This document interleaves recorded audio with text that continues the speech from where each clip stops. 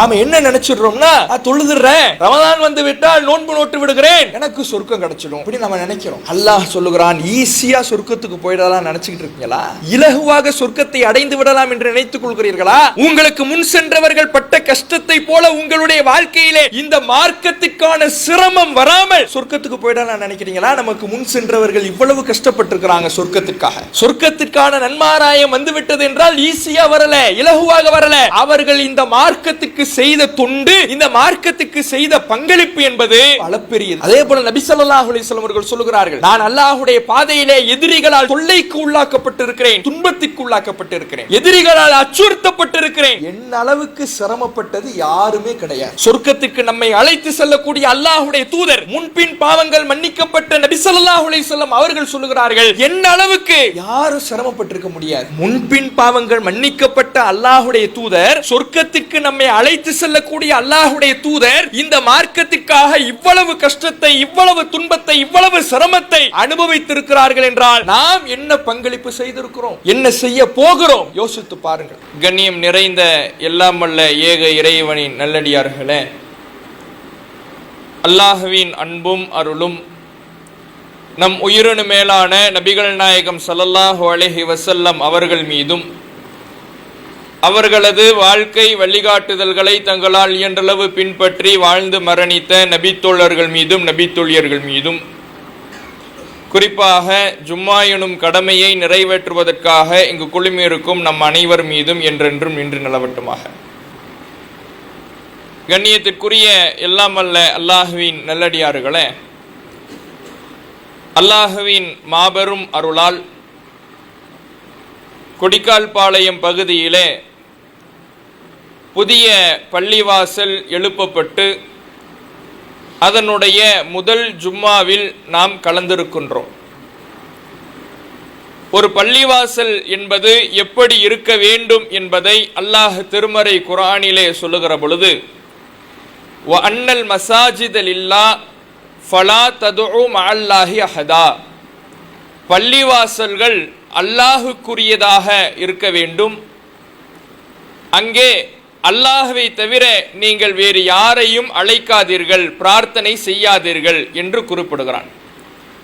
ஒரு பள்ளிவாசலினுடைய அடிப்படை தகுதியே அல்லாஹ் ஒருவன் மட்டுமே வணங்கப்பட வேண்டும் என்பதுதான் பள்ளிவாசலினுடைய முதல் அடிப்படை தகுதியாக இருக்கிறது என்பதை இறைவன் திருமறை குர்ஆனிலே சொல்லி காட்டுகிறான்.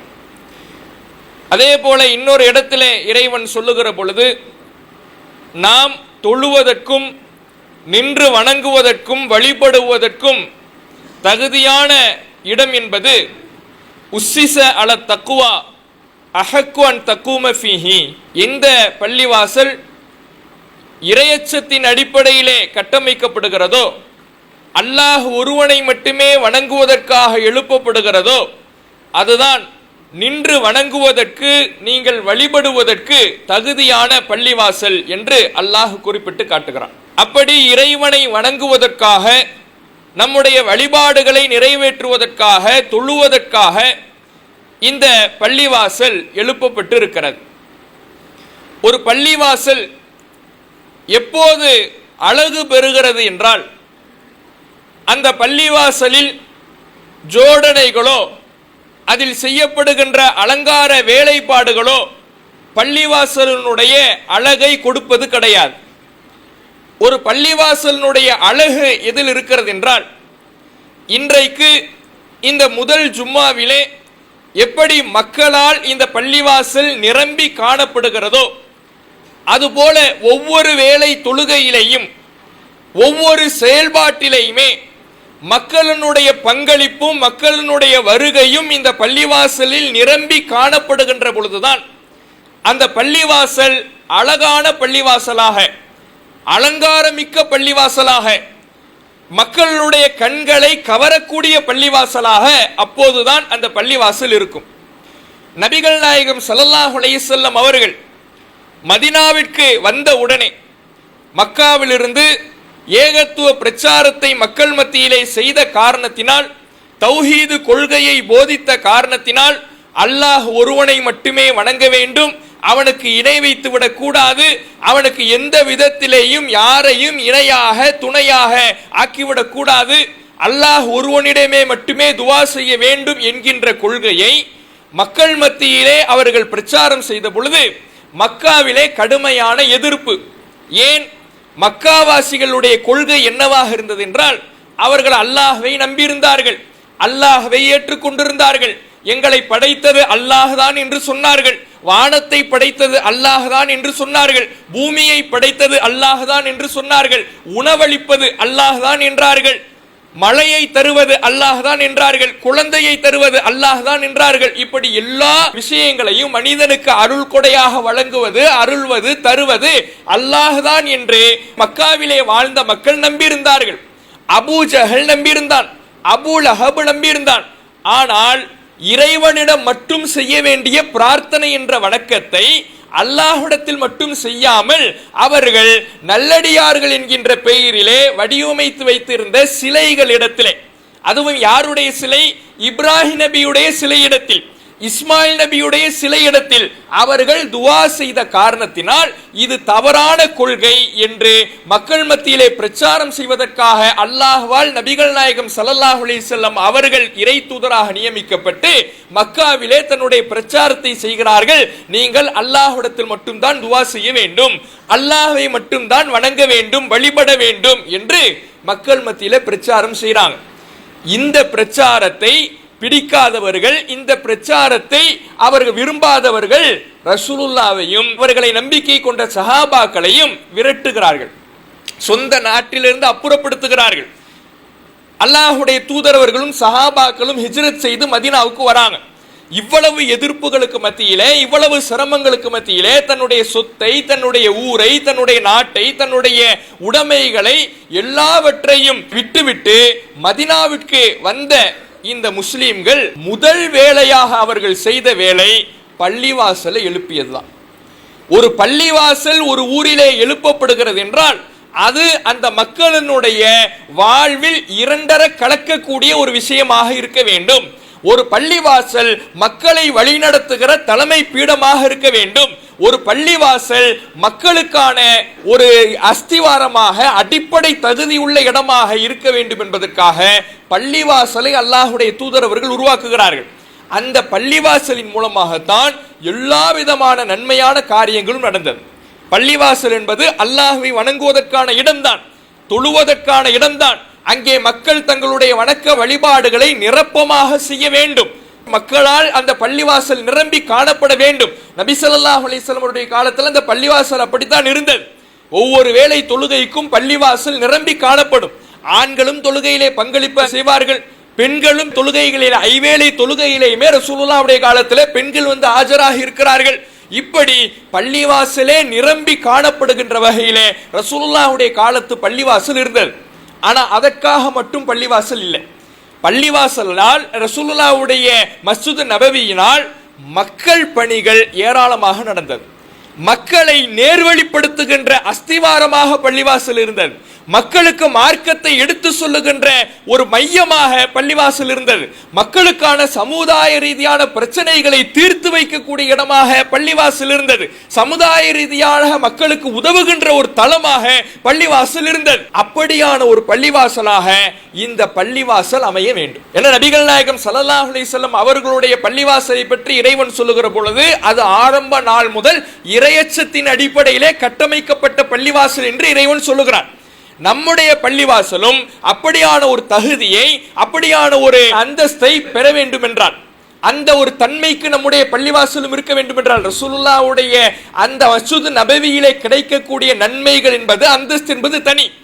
ஆனால் ரசூலுல்லாஹ்வுடைய பள்ளிவாசலில் என்னென்ன பணிகள் நடந்தது, எவ்வளவு பெரிய மக்களை வழிநடத்துகின்ற மையமாக செயல்பட்டது, அது போன்ற ஒரு மையமாக, அது போன்ற ஒரு தளமாக நம்முடைய பள்ளிவாசலும் அமைய வேண்டும் என்றால் நம்முடைய பள்ளிவாசல் மக்கள் செயலாற்றுகின்ற இடமாக மாற வேண்டும். எப்போது மாறும்? எல்லோருடைய ஒத்துழைப்பும் இருந்தால்தான் மாறும்.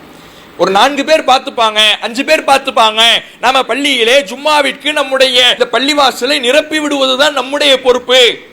ஆனால் மற்ற வேலைகளை எல்லாம் 4-5 பேர் இருந்து பார்த்துக் கொள்வார்கள் என்று இருந்து விட்டோம் என்றால் பள்ளிவாசலின் மூலம் நடைபெறக்கூடிய பணிகள், ஒரு ஊர் மக்களை வென்றெடுக்கக்கூடிய பணிகள், ஒரு ஊர் மக்களை நல்வழிப்படுத்தக்கூடிய பணிகள், இளைஞர்களை உருவாக்கக்கூடிய பணிகள் என்பது நடைபெறாமல் தடைபட்டு விடும். ஏன்னா ஒரு பள்ளிவாசல் எப்படி இருக்கணும்னா, நபி ஸல்லல்லாஹு அலைஹி வஸல்லம் அவர்களுடைய அந்த மஸ்ஜித் நபவி பள்ளிவாசல் அடுத்த தலைமுறைகளை ஒவ்வொரு காலத்திலையும் உருவாக்கி கொண்டே இருந்தது. நபி ஸல்லல்லாஹு அலைஹி வஸல்லம் அவர்கள் அவர்களுடைய பள்ளிவாசலில் எப்போதும் இளைஞர்கள் பட்டாளம் இருந்து கொண்டே இருப்பார்கள். அப்துல்லா இப்னு உமர் ரலியல்லாஹு அன்ஹு அவர்கள், அப்துல்லா இப்னு அப்பாஸ் ரலியல்லாஹு அன்ஹு அவர்கள், ஸைத் இப்னு சாபித் ரலியல்லாஹு அன்ஹு அவர்கள், ரபியா பின் காப் ரலியல்லாஹு அன்ஹு அவர்கள், அபூ ஹுரைரா ரலியல்லாஹு அன்ஹு அவர்கள், இப்படியான சஹாபாக்களான இளைஞர்கள் பள்ளிவாசல்களை எப்போதும் அலங்கரித்துக் கொண்டே இருப்பார்கள். அவர்களுடைய பங்களிப்பு இந்த பள்ளிவாசலிலே இருந்து கொண்டே இருக்கும். மார்க்கத்தை தேடுவதற்காக பள்ளிவாசலிலே அவர்கள் அமர்ந்திருப்பார்கள். இறைவனை வணங்குவதற்காக பள்ளிவாசலிலே அவர்கள் தங்கியிருப்பார்கள். இப்படி அவர்களுடைய நிலையெல்லாம், அவர்களுடைய இருப்பெல்லாம் பள்ளிவாசல்களில் மையம் கொண்டதாக இருக்கும். அப்படியான இளைஞர்களை உருவாக்கக்கூடிய பொறுப்பு இன்றைக்கு இந்த ஜும்மாவிலே பங்கெடுத்திருக்கிற நம்ம ஒவ்வொருவரின் மீதும் இருக்கிறது. ஏன்னா அடுத்த தலைமுறையை நாம் உருவாக்கினால்தான் இந்த பள்ளிவாசல் காலம் முழுவதும் நின்று பேசக்கூடியதாக இருக்கும். இந்த பள்ளிவாசலிலே பணிகள் ஒவ்வொரு காலத்திலேயும் இருந்து கொண்டே இருக்கும். இன்றைக்கு நாம் இருக்கிறோம், செய்து விடுவோம், பணிகள் செய்து விடுவோம். இந்த பள்ளிவாசலுக்கு என்னென்ன தேவை, என்னென்ன நிர்வாகம் செய்து விடுவோம். அடுத்த தலைமுறைக்கு இந்த பள்ளிவாசலுடைய நன்மைகளை கொண்டு போய் சேர்ப்பதற்கு யார் இருக்கிறார்? அந்த வேலைகளை செய்வதற்கு ஆட்களை, நபர்களை நாம் உருவாக்கி விட்டோமா? இந்த கேள்வி நம்முடைய வாழ்க்கையிலே நம்ம ஒவ்வொருவரும் கேட்டுக்கொள்ள வேண்டிய கேள்வி. ஏன்னா ரசூலுல்லாஹி ஸல்லல்லாஹு அலைஹி வஸல்லம் ஒரு இளம் தலைமுறையை பற்றி பேசுகிறார்கள். அந்த இளம் தலைமுறை எப்படி உருவாகும் என்றால், அதாவது இஸ்லாம் என்பது ஆடையிலே, துணியிலே சாயம் மங்குவதை போல இஸ்லாம் மங்க துவங்கும். எதுருசுல் இஸ்லாமு கமா எதுருசு வஷியுசு, சட்டையிலே, டிரெஸ்ஸிலே இருக்கக்கூடிய சாயம் வெளுப்பதை போல, மங்குவதை போல ஒரு காலம் வரும். அந்த காலத்திலே இஸ்லாம் மங்க துவங்கும். சஹாபாக்கள் கேட்கிறாங்க, அல்லாஹ்வுடைய தூதரே, இஸ்லாம் மங்குறதுனா என்ன? மக்கள்லாம் இருக்க மாட்டாங்களா? முஸ்லிம்கள் இல்லாம போயிடுவாங்களா? முஸ்லிம்களே இல்லாத ஒரு நேரம், காலம் வந்து விடுமா? ரசூலுல்லாஹ்ட்ட சஹாபாக்கள் கேட்கிறாங்க, இல்ல, முஸ்லிம்கள் கூட்டம் கூட்டமாக இருப்பார்கள், முஸ்லிம்கள் எல்லாமே இருப்பார்கள். ஆனால் அந்த முஸ்லிம்கள் இடத்துல, அந்த தலைமுறை இடத்துல தொழுகை என்றால் என்னவென்று தெரியாது, நோன்பு என்றால் என்னவென்று தெரியாது, தர்மம் என்றால் என்னவென்று தெரியாது, மார்க்கத்தினுடைய வழிபாடுகள் என்றால் என்னவென்று தெரியாது. இப்படி இஸ்லாத்தினுடைய சட்டதிட்டங்களும் இஸ்லாத்தினுடைய அடிப்படை கொள்கையும் தெரியாத ஒரு கூட்டம் உருவாகும். அவங்க எல்லாம் முஸ்லிம்களாகத்தான் இருப்பார்கள். அவர்களுடைய பெயர் அப்துல்லாவாக இருக்கும், முகம்மதாக இருக்கும், இப்ராஹிமாக இருக்கும். எல்லோருமே அரபு மொழியிலே பெயர்களை சூட்டிக் கொண்டு முஸ்லிம்களாகத்தான் இருப்பார்கள். ஆனால் ஒரு முஸ்லிமுக்கு அடிப்படையாக என்னவெல்லாம் தெரிய வேண்டுமோ அதை தெரியாத தலைமுறையினராக அவர்கள் உருவாகி இருப்பார்கள். ஏன் அப்படி உருவாகி இருப்பார்கள் தெரியுமா? அவர்களிடத்தில் கேட்டால் ஏன் இப்படி அவர்கள் இருக்கிறார்கள் என்று பார்த்தால் அவர்கள் சொல்வார்களாம், அதரக்னா ஆபாஅனா அலா கலிமத்தி லா இலாஹ இல்லல்லாஹ் ஃபனஹ்னு நகுலுஹா. எங்களுக்கு இஸ்லாத்தை பற்றி ஒன்றும் தெரியாது, இஸ்லாத்தில் என்னென்ன சட்டத்திட்டம் இருக்குது எங்களுக்கு தெரியாது. ஏதோ எங்களுடைய முன்னோர்கள், எங்களை பெற்றவர்கள் லா இலாஹ இல்லல்லாஹ்னு கலிமா சொல்லி முஸ்லிமா இருந்தாங்க. அதனால அவர்களுக்கு பிறந்த நாங்களும் முஸ்லிமாக இருக்கிறோம். இவ்வளவுதான் அவங்களுக்கு இஸ்லாத்துக்கு உண்டான தொடர்பு இருக்குமா? எங்க அம்மா அப்பா முஸ்லிமா இருந்ததுனால நான் முஸ்லிமா இருக்கிறேன். வேற இஸ்லாத்துல என்னென்ன சட்டத்திட்டம் இருக்கு, என்னென்ன கொள்கை இருக்குது, எப்படி இந்த இஸ்லாத்தை கடைபிடிக்க வேண்டும் என்று எனக்கு எதுவும் தெரியாது என்று அடுத்த தலைமுறை சொல்லும். அப்படியான ஒரு காலம் வரும்னு ரசூலா எச்சரிக்கிறாங்க. இன்றைய காலத்தில் அப்படியான ஒரு நிலை இளைஞர்களிடத்தில் கவனிக்க முடிகிறதா இல்லையா? பள்ளிவாசலை விட்டு மிக தூரமாக இளைஞர்கள் சென்று கொண்டிருக்கிறார்கள். இளைஞர்கள் பள்ளிவாசலுக்கு வருவது என்பது மிக குறைவாக இருக்கிறது. இளைஞர்கள் பள்ளிவாசலுடைய பணிகளில் இணைந்து செயலாற்றுவது என்பது குறைவாக இருக்கிறது. அப்ப பள்ளிவாசல்களிலே இளைஞர்களுடைய பங்களிப்பு இருக்க வேண்டும் என்றால் அந்த இளைஞர்களை இந்த பள்ளிவாசலில் எப்போது நாம் கொண்டு வந்து சேர்த்து இளைஞர்களால் இந்த பள்ளிவாசலை நிரப்புகிறோமோ அப்போது இந்த பள்ளிவாசல் அழகு பெறும். அப்போது இந்த பள்ளிவாசல் அலங்காரமாக தெரியும், மக்களை கவரக்கூடிய வகையிலே இருக்கும். அப்படியான பணிகளை அனைவரும் இணைந்து செயலாற்றி இந்த பள்ளிவாசலுக்கான ஹக்கை நிறைவேற்ற வேண்டும். பள்ளிவாசலுக்கு நம்ம வணங்குவதற்கு வருகிறோம், தொழுகைக்கு வருகிறோம், ஜும்மாவிற்கு வருகிறோம். அதோடு எனக்கும் இந்த பள்ளிவாசலுக்குமான தொடர்பு முடிந்து விட்டது என்று இருந்துவிடக்கூடாது. இந்த பள்ளிவாசலினுடைய பணிகள் ஒவ்வொன்றிலேயுமே நான் இணைந்து செயலாற்றுகிறேன், நான் பணிகள் செய்வேன். ஏன்? மார்க்கத்திற்கான பணிகளிலே நம்மை நாம் ஈடுபடுத்திக் கொண்டால் அதுதான் நம்மை சுவனத்திற்கு நெருக்கமாக கொண்டு செல்லும் என்று அல்லாஹ் குர்ஆனிலே சொல்கிறான். அல்லாஹ் திருமறை குர்ஆனிலே சொல்லுகிற பொழுது, அம் ஹசிப்தும் அன் ததுகுலுல் ஜன்னா வலம்மா யஅதீக்கும் மஸலுல்லதீன ஹலூ மின் கப்லிக்கும், உங்களுக்கு முன் சென்றவர்களுக்கு ஏற்பட்டதை போல சிரமங்கள் எதையும் நீங்கள் சந்திக்காமல் சுவனத்துக்கு இலகுவாக சென்று விடலாம் என்று எண்ணிக்கொண்டிருக்கிறீர்களா? அல்லாஹ் கேட்கிறான். நீங்க சொர்க்கத்துக்கு லேசா போயிடலாம், ஈஸியா போயிடலாம், ஈஸியா சொர்க்கத்தை அல்லாஹ் நமக்கு தந்துருவான் அப்படின்னு நினைச்சுக்கிட்டு இருக்கீங்களா? உங்களுக்கு முன் சென்றவர்கள் எவ்வளவு இந்த மார்க்கத்துக்காக சிரமம் பட்டார்கள், சிரமத்தை ஏற்றுக்கொண்டார்கள், கஷ்டத்தை ஏற்றுக்கொண்டார்கள், இந்த மார்க்கத்துக்காக எவ்வளவு உழைத்தார்கள். அப்படியான சிரமமும் கஷ்டமும் உங்களுடைய வாழ்க்கையில வராம ஏதோ நான் முஸ்லிமாக பிறந்து விட்டேன், ஏதோ நான் தொழுது விட்டேன், ஜும்மாவிலே பங்கெடுத்து விட்டேன், அதனால் அல்லாஹ் எனக்கு சுவனத்தை கொடுத்து விடுவான் என்று இலகுவாக எளிமையாக சொர்க்கம் கிடைச்சுன்னு நினைச்சுக்கிட்டு இருக்கீங்களா? அல்லாஹ் கேட்கிறான். அப்ப எப்ப சொர்க்கம் இலகுவாக எளிமையாக கிடைக்கும் என்றால் இந்த மார்க்கத்திற்கான நம்முடைய பங்களிப்பு இருக்க வேண்டும், இந்த பள்ளிவாசலுக்காக நம்முடைய உழைப்பு இருக்க வேண்டும். இறைவனுடைய பணியிலே நாம் இதுவரை என்ன உழைத்து இருக்கிறோம் யோசித்து பாருங்கள். தொழுகிறோம், நோன்பு நோட்கின்றோம், ஜும்மாவை நிறைவேற்றுகின்றோம், பெருநாள் வணக்க வழிபாடுகளிலே கலந்து கொள்கிறோம். இதுவெல்லாம் இறைவன் நம்மீது சுமத்திய கடமையை நிறைவேற்றுவது. இதெல்லாம் அல்லாஹ் நம்ம மேல கடமையாக்கிட்டான். ஜும்மா உரை யோசிச்சு பாருங்க, இப்படி யோசிச்சு பாருங்க. இந்த பள்ளிவாசல்ல நாளைக்கு ஒரு பயான் நிகழ்ச்சி என்று அறிவிப்பு செய்யப்படுகிறது. அந்த உரையை கேட்பதற்காக, மார்க்க அறிவை வளர்த்துக் கொள்வதற்காக நாம் அனைவரும் வந்து விடுவோமா? அது சந்தேகம்தான். ஏன்? அது கடமை இல்ல. ஜும்மா கடமை. ஜும்மா கடமையான ஜும்மாவை நிறைவேற்றுவதற்கு நாம் எல்லாரும் வந்துடணும் அப்படின்னு நினைக்கிறோம்ல. தொழுகை கடமை, ஜும்மா கடமை, நோன்பு கடமை. இந்த கடமையை அல்லாஹ் நம்மீது சுமத்தி இருப்பதினால் நாம் அதிலே ரொம்ப கவனமாக நிறைவேற்றி விடுகிறோம். ஆனா இலகுவாக சொர்க்கத்துக்கு போகணும்னா நம்ம மேல உள்ள கடமையை நிறைவேற்றினா மட்டும் பத்தாது, மார்க்கத்துக்கு நாம் என்ன செஞ்சிருக்கிறோம், மார்க்கத்துக்கான பங்களிப்பு என்ன இருக்குது. நான் தொழுவுறங்கிறது மார்க்கத்துக்கு செய்யக்கூடிய பங்களிப்பு கிடையாது. நான் நோன்பு வைக்கிறேன் என்பது மார்க்கத்துக்கு நாம் செய்யக்கூடிய பங்களிப்பு கிடையாது. அது நம்மீது அல்லாஹ் சுமத்திய கடமையை நிறைவேற்றுவது.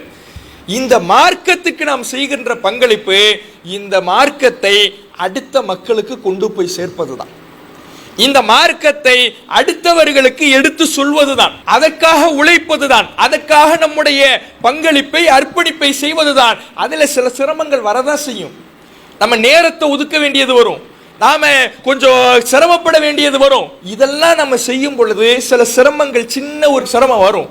அந்த சிரமத்துக்கு தான் அல்லாஹ் சொர்க்கத்தை ஈஸியா தரங்கிறான். அந்த கஷ்டத்துக்கு தான் அல்லாஹ் சொர்க்கத்தை இலகுவாக தருகிறேன் என்கிறான். அப்படி நாம் இந்த பள்ளிவாசலோடு இரண்டரை கலந்து அதனுடைய பணிகளிலே பங்கெடுக்கக்கூடியவர்களாக இருக்க வேண்டும். ஏன்னா நம்ம யாருக்குமே அல்லாஹ் முன்பின் பாவங்கள் மன்னிக்கப்பட்டு விட்டது என்கின்ற உத்தரவாதத்தை தரவில்லை. சொர்க்கம் நிச்சயம் என்கின்ற வாக்குறுதி அல்லாஹ் நம்ம யாருக்குமே தரல. நாம எந்த அளவுக்கு உழைக்கிறோமோ அந்த அளவுக்கான பிரதிபலனை மறுமையிலே காணலாம். நமக்கு உத்தரவாதம் இல்லாத காரணத்தினால் பாவங்கள் மன்னிக்கப்பட்டு விட்டது, நமக்கு சொர்க்கம் நிச்சயம் என்கின்ற உத்தரவாதமும் வாக்குறுதியும் இல்லாத காரணத்தினால் எந்த அளவுக்கு நன்மைகளிலே நம்மால் பங்களிப்பு செய்ய முடியுமோ அந்த அளவுக்கு செய்ய வேண்டும். அப்படி செய்தால்தான் மறுமையிலே நமக்கான வெற்றி இலகுவாக அமையும். நபிகள் நாயகம் ஸல்லல்லாஹு அலைஹி வஸல்லம் அவர்களுடைய காலத்தில் வாழ்ந்த அந்த நபித்தோழர்கள், சஹாபாக்கள், அவர்களிலே பலருக்கு சுவனம் என்கின்ற நற்செய்தி இருந்தது. இவர் சொர்க்கத்திற்குரியவர் என்கின்ற வாக்குறுதியை அல்லாஹ் தந்திருந்தார். நபிகள் நாயகம் ஸல்லல்லாஹு அலைஹி வஸல்லம் அவர்களுக்கு முன்பின் பாவங்கள் மன்னிக்கப்பட்டு விட்டது என்ற வாக்குறுதியை அல்லாஹ் தந்திருக்கிறான். அப்படியான வாக்குறுதியை அவர்கள் பெற்றிருந்தாலும் கூட இந்த மார்க்கத்துக்காக உழைத்தார்கள், இந்த மார்க்கத்துக்காக அவர்கள் சிரமப்பட்டார்கள், கஷ்டப்பட்டார்கள். அது போன்ற பங்களிப்பு நம்மிடத்தில் இருக்கிறதா என்பதை நாம் சற்று சுய பரிசோதனை செய்து பார்க்க வேண்டும். நபிகள் நாயகம் ஸல்லல்லாஹு அலைஹி வஸல்லம் உடைய காலத்தில் இந்த மார்க்கத்துக்காக எந்த அளவுக்கு உழைத்தார்கள் தெரியுமா? தபூக் போர் நடக்குது. இந்த தபூக் போரின் பொழுது கடுமையான கோடை காலம்.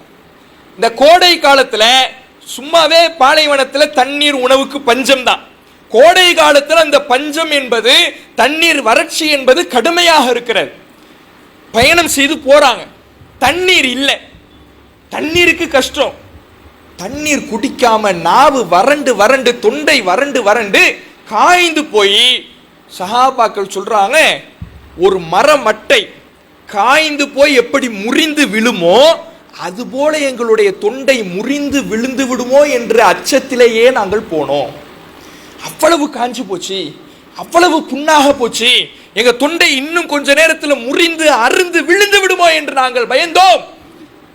எங்கள்ல சில பேர் தண்ணீரை தேடி செல்வார், தண்ணீர் எங்கேயாவது கிடைச்சிடாதா, கொஞ்சம் தொண்டையை நினைச்சுக்க மாட்டோமா என்று தண்ணீரை தேடி செல்வார். ஆனால் தேடி போனவர் திரும்ப வரவே மாட்டார். ஏன்? தண்ணி தேடி போனவர் மௌத்து, தண்ணி கிடைக்காமே இறந்து போயிருப்பாரு, மௌத்தாயிருப்பாரு, அதனால் திரும்பியே வரமாட்டாரு. இப்படியான ஒரு சூழ்நிலை நாங்கள் இருந்தோம் என்று உமர் ரலியல்லாஹு அன்ஹு அவர்கள் சொல்லுகிறார். அந்த நேரத்தில் என்ன தெரியுமா பண்ணியிருக்கிறாங்க? தண்ணீர் கிடைக்காம உச்சபட்ச வறட்சியை சந்தித்த பொழுது ஒரு ஒட்டகத்தை அறுத்திருக்கிறார்கள். ஒட்டகத்தை அறுத்து அதனுடைய குடலை வெளியே எடுக்கிறாங்க. குடல்ல என்ன இருக்கும்? சாணம் தான் இருக்கும். அந்த சாணத்தை பிழிந்தால் அந்த சாணத்தில் இருக்கிற ஈரம் வெளியே வரும்ல, அதன் மூலம் நாங்கள் எங்கள் தொண்டையை நனைத்து கொண்டு அல்லாஹுடைய பாதையிலே நின்றோம் என்று உமர் ரலியல்லாஹு அன்ஹு அவர்கள் சொல்லுகிறார். ஏன் உமர் ரலியல்லாஹு அன்ஹு அவர்களுக்கு அல்லாஹ் சொர்க்கத்தை வாக்குறுதி அளிக்கவில்லையா? சொர்க்கத்துக்கு நன்மாராயம் சொல்லப்பட்ட ஒரு நபி தோழர், அங்கே அபூபக்கர் இருக்கிறார், சொர்க்கத்துக்கு நன்மாராயம் சொல்லப்பட்ட ஒரு நபி தோழர், அவர்களுக்கெல்லாம் சொர்க்கம் நிச்சயிக்கப்பட்டு விட்டது. அப்படி இருந்தும் அல்லாஹுடைய மார்க்கத்துக்காக என்னுடைய பங்களிப்பு வேண்டும் என்று இறை மார்க்க பணியிலே இவ்வளவு சிரமம், இதெல்லாம் யோசிச்சு பார்ப்போமா? நம்ம இதெல்லாம் கற்பனை செய்து பார்க்க முடிகிறதா? சாணத்திலிருந்து வருகின்ற ஈரத்தின் மூலமாக தொண்டையை நனைத்துக் கொள்ளுகின்ற அளவுக்கு அவர்களுடைய வாழ்க்கையிலே இந்த மார்க்கத்துக்காக நம்முடைய சிரமம் இருந்தால்தான் சொர்க்கத்துக்கு இலகுவாக செல்ல முடியும் இருந்தாங்களே, நம்மளால கற்பனை செஞ்சு பார்க்க முடியுதா? அப்ப நாம என்ன நினைச்சிடுறோம்னா, நான் தொழுதுறேன், ரமதான் வந்து விட்டால் நோன்பு நோட்டு விடுகிறேன், எனக்கு சொர்க்கம் கிடைச்சிடும், இப்படி நம்ம நினைக்கிறோம். அல்லாஹ் சொல்லுகிறான், ஈஸியா சொர்க்கத்துக்கு போயிடலாம் நினைச்சுக்கிட்டு இருக்கீங்களா? இலகுவாக சொர்க்கத்தை அடைந்து விடலாம் என்று நினைத்துக் கொள்கிறீர்களா? உங்களுக்கு முன் சென்றவர்கள் பட்ட கஷ்டத்தை போல உங்களுடைய வாழ்க்கையிலே இந்த மார்க்கத்துக்கான சிரமம் வராமல் சொர்க்கத்துக்கு போயிடலாம் நினைக்கிறீங்களா? நமக்கு முன் சென்றவர்கள் இவ்வளவு கஷ்டப்பட்டிருக்கிறாங்க சொர்க்கத்திற்காக. சொர்க்கத்திற்கான நன்மாராயம் வந்துவிட்டது என்றால் ஈஸியா வரல, இலகுவாக வரல. அவர்கள் இந்த மார்க்கத்துக்கு செய்த தொண்டு, இந்த மார்க்கத்துக்கு செய்த பங்களிப்பு என்பது இவ்வளவு அளப்பெரியது. இந்த தபுக் போரிலே அவர்கள் பட்ட கஷ்டத்தை போல அளப்பெரியது. அதே போல நபி ஸல்லல்லாஹு அலைஹி வஸல்லம் அவர்கள் சொல்லுகிறார்கள், ஊதிது ஃபில்லா வமா யுதா அஹதுன் உஹிஃப்து ஃபில்லா வமா யுஹாஃபு அஹதுன். நான் அல்லாஹ்வுடைய பாதையிலே எதிரிகளால் தொல்லைக்கு உள்ளாக்கப்பட்டிருக்கிறேன், துன்பத்திற்கு உள்ளாக்கப்பட்டிருக்கிறேன், எதிரிகளால் அச்சுறுத்தப்பட்டிருக்கிறேன், என் அளவுக்கு சிரமப்பட்டது யாருமே கிடையாது. ரசூலுல்லாஹ் சொல்றாங்க, சொர்க்கத்துக்கு நம்மை அழைத்து செல்லக்கூடிய அல்லாஹ்வுடைய தூதர், முன்பின் பாவங்கள் மன்னிக்கப்பட்ட நபி ஸல்லல்லாஹு அலைஹி வஸல்லம் அவர்கள் சொல்லுகிறார்கள், என் அளவுக்கு யாரும் சிரமப்பட்டிருக்க முடியாது. என் வாழ்க்கையில் ஒரு 30 நாளை சந்திச்சேன், 1 மாத காலம் 30 நாளை சந்தித்தேன். அந்த 1 மாத காலமும் எதிரிகளுடைய அச்சுறுத்தலினால் நானும் பிலாலும் வெளியில் வர முடியாமல் இருந்தோம். வெளியில தலை காட்ட முடியாது, வெளியே வர முடியாது. அவ்வளவு எதிரிகளுடைய துன்பமும், எதிரிகளுடைய அச்சுறுத்தலும், எதிரிகளுடைய சிரமங்களும் எங்களுக்கு இருந்தது. சாப்பிட சாப்பாடே கிடையாது, உணவே கிடையாது. எங்களுக்கு எந்த சாப்பாடுமே இருக்காது, உணவே இருக்காது. பிலால் என்ன செய்வார் என்றால், எதிரிகள் எல்லாம் அவர்களுடைய வீட்டுக்கு போயிட்டு வெளியே யாருமே இல்லைங்கிற ஒரு சூழ்நிலை இருக்குதுன்னு தெரிஞ்சா எட்டி பார்ப்பாரு, யாருமே இல்லை, இப்ப நம்ம வெளியில கொஞ்சம் தலை காட்டலாம், யாரும் நம்மளை பிடிச்சிட மாட்டாங்கன்னு இருந்தால் வெளியே வந்து மறைந்து மறைந்து சென்று கொஞ்சம் உணவை எடுத்துக்கொண்டு வருவார். எப்படி எடுத்துட்டு வருவார் தெரியுமா? கொஞ்சம் உணவை தன்னுடைய அக்குள் பகுதியில் வச்சு மறைச்சு எடுத்துட்டு வருவார். ஏன்? யாரு கண்ணையும் பட்டுடக்கூடாது. நம்ம உணவை எடுத்துட்டு போறோம்னா யாருக்கு எடுத்துட்டு போறோம்னு யோசிச்சு ரசூலுல்லாஹ்வுக்கு எடுத்துட்டு போறோம்னு ரசூலுல்லாஹ்வை பிடித்து கொள்ள கூடாது என்பதற்காக தன்னுடைய உணவை அக்குள் பகுதியில் வைத்து மறைத்து எடுத்து வருவார். எவ்வளவு உணவை மறைச்சிட முடியும்? ஒரு தட்டு சாப்பாடை மறைச்சிட முடியுமா? அன்றைக்கு இருந்த ரொட்டி துண்டை மறைக்கலாம், ஒரு சில பேரித்தம்பளங்களை மறைக்கலாம், அதை தாண்டி மறைச்சிட முடியுமா? அக்குள் பகுதி என்பதை அருவருக்கத்தக்க ஒரு பகுதியாக நம்ம நினைக்கிறோம். ஆனா விட்ட சாப்பாடு கிடையாது, அப்படிதான் எடுத்துட்டு வந்து ஆகணும். எடுத்துட்டு வராங்க, கஷ்டப்பட்டு எடுத்துட்டு வராரு. அதை நாங்கள் இருவரும் உண்டு விட்டு 1 மாத காலத்தை கழித்தோங்கிறாங்க ரசூலுல்லாஹ். முன்பின் பாவங்கள் மன்னிக்கப்பட்ட அல்லாஹுடைய தூதர், சொர்க்கத்திற்கு நம்மை அழைத்து செல்லக்கூடிய அல்லாஹுடைய தூதர், இந்த மார்க்கத்திற்காக இவ்வளவு கஷ்டத்தை, இவ்வளவு துன்பத்தை, இவ்வளவு சிரமத்தை அனுபவித்திருக்கிறார்கள் என்றால் நாம் என்ன பங்களிப்பு செய்திருக்கிறோம், என்ன செய்ய போகிறோம்? யோசித்து பாருங்கள். அப்ப நம்முடைய வேலை என்பது ஒரு பள்ளிவாசலின் மூலமாக எத்தனை தலைமுறைக்கு மார்க்கத்தை கொண்டு போய் சேர்த்தோம். அடுத்த தலைமுறையை இந்த பள்ளிவாசலினுடைய வாசலில் கால் வைக்கக்கூடிய இளைஞர்களாக, இந்த சஃபை அலங்கரிக்கக்கூடிய இளைஞர்களாக உருவாக்கி விட்டோமா? அவர்களை கொண்டு வருவதற்கு என்ன செய்ய போகிறோம்? அல்லது நபி ஸல்லல்லாஹு அலைஹி வஸல்லம் அவர்கள் எச்சரித்தார்களே, அடுத்து ஒரு தலைமுறை வரும், அவர்களுக்கு இஸ்லாம் என்றாலே என்னவென்று தெரியாது, அப்படியான தலைமுறை உருவாக்க போறோமா? அப்ப நாம் அடுத்த தலைமுறைக்கு இந்த மார்க்கத்தை கொண்டு போய் சேர்க்க வேண்டும் என்றால் அதற்கான ஒரு தளமாக இந்த பள்ளிவாசலை பயன்படுத்தி அதிகமான மக்கள் ஒவ்வொரு நேர தொழுகையிலேயும் ஒவ்வொரு நன்மையான காரியங்களிலேயும் பங்களிப்பு செய்கின்ற வகையிலே, முக்கியமாக இளைஞர்கள் இந்த பள்ளிவாசலில் நிரம்ப காணப்படுகின்ற வகையிலே நாம் உருவாக்குகின்ற பொழுதுதான் இந்த பள்ளிவாசலினுடைய அழகும் இந்த பள்ளிவாசலினுடைய அலங்காரமும் அமையும். அதே போல ஒரு பள்ளிவாசல் என்பது நன்மைகளுடைய ஊற்றாக இருக்கிறது. அவ்வளவு நன்மைகளை அள்ளித்தரக்கூடிய இடமாக பள்ளிவாசல் என்பது இருக்கிறது. ஒருவர் இந்த பள்ளிவாசலுக்காக நடந்து வருகிறார் என்றால் அவர் எடுத்து வைக்கக்கூடிய ஒவ்வொரு எட்டுக்கும் ஒரு நன்மை அவருக்கு எழுதப்படுகிறது, ஒவ்வொரு அடிக்கும் ஒரு பாவங்கள் மன்னிக்கப்படுகிறது என்று நபி ஸல்லல்லாஹு அலைஹி வஸல்லம் அவர்கள் சொல்கிறார்கள். அதே போல இந்த பள்ளிவாசலிலே தொழுகையை எதிர்பார்த்து ஒருவர் அமர்ந்திருக்கின்ற நேரமெல்லாம் அவர் தொழுகையிலேயே இருக்கிறார் என்று அல்லாஹுடைய தூதர் அவர்கள் சொல்லி காட்டுறாங்க. இப்படி ஏராளமான நன்மைகளை மக்களுக்கு வாரி வழங்கக்கூடிய இடமாக இருக்கிற இந்த பள்ளிவாசலுக்கு உதவுகிற பொழுது அந்த நன்மையும் உதவியவர்களுக்கு கிடைக்கும் என்று நாம பார்க்கலாம்.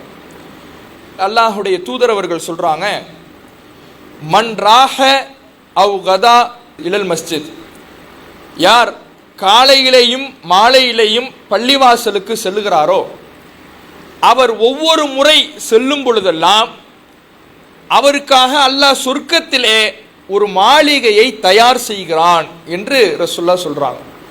நம்ம பள்ளிவாசலுக்கு வருகின்ற நேரமெல்லாம் நமக்கான சொர்க்கத்து மாளிகையை அல்லாஹ் மறுமையிலே தயார் செய்வதாக அல்லாஹுடைய தூதர் அவர்கள் சொல்றாங்க. அதே போல இந்த பள்ளிவாசலை யார் கட்டுகிறாரோ அவருக்கு சொர்க்கத்திலே அல்லாஹ் ஒரு மாளிகையை எழுப்புகிறான் என்றும் சொல்றாங்க. இப்ப இவ்வளவு அதிகமான நன்மைகளை நமக்கு வாரி வழங்கக்கூடிய ஒரு தலமாக இருக்கிற இந்த பள்ளிவாசலுக்கு நாம அதிகமான பங்களிப்பை செய்ய வேண்டும். நாம நம்முடைய நன்மைகளை அதிகப்படுத்திக் கொள்வதற்கும் இந்த பள்ளிவாசலோடு கூடிய நம்முடைய தொடர்பை மேம்படுத்தி கொள்ள வேண்டும். ஏன்னா அல்லாஹுடைய தூதர் அவர்கள் நாளை மறுமையில அர்ஷனுடைய நிழலை பெறக்கூடியவர்களுடைய பட்டியலை பற்றி சொல்லுகிற பொழுது, நாளை மறுமையிலே மனிதர்கள் எல்லாம் ஒரு இடத்திலே ஒன்று குழுமப்பட்டிருக்கின்ற பொழுது அந்த நேரத்தில் சூரியன் தலைக்கு அருகாமையிலே கொண்டு வந்து நிறுத்தப்படும். ஒவ்வொரு மனிதனும் தன்னுடைய பாவத்துக்கேற்ப வியர்வையிலே மூழ்கி கொண்டிருப்பான். சில பேருக்கு கணுக்கால் வரை வியர்வை இருக்கும், சில பேருக்கு இடுப்பு வரை இருக்கும், சில பேருக்கு நெஞ்சு வரை இருக்கும், சில பேர் அந்த வியர்வையிலே மூழ்கி தத்தளித்து கொண்டிருப்பார்கள்.